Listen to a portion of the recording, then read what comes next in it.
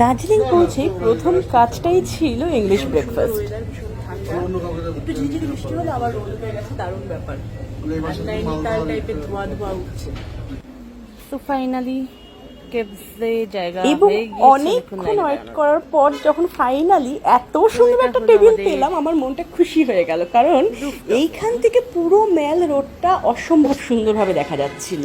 আর এত সুন্দর ওয়েদার, তার উপর একটা জিনিস দেখাই, ঠিক আমার সামনের এই টেবিলটাতে ফিরো মুভি শুটিং হয়েছিল, আর তার সাথে কাঞ্চনজঙ্ঘা মানে সত্যজিৎ রায়ের কাঞ্চনজঙ্ঘারও শুটিং ওই টেবিলটাতেই হয়েছিল। তবে আমার মনে হয় তখন এত বড় বড় হোটেল চারপাশে ছিল না, আরও সুন্দর ছিল ভিউটা। এখন যদিও সব হোটেল হচ্ছে, তাও এমন সুন্দর লোকেশনে বসে ওদের এখানকার ফেমাস খাবার মানে চিকেন প্ল্যাটার, চিকেন স্যান্ডউইচ কিংবা লাট্টে, ওদের হট চকলেট যেটা রয়েছে, এগুলো সব কিছু আমরা ট্রাই করেছিলাম। আর বেশ ভালো ছিল, মানে পেট একদম ভরপুর হয়ে গিয়েছিল।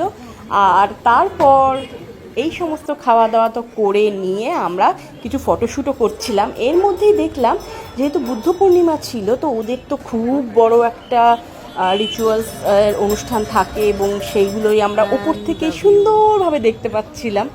আর ডিউকেরও ভীষণ মজা লেগেছে। কেভিন এসে সব সময় ভিড়।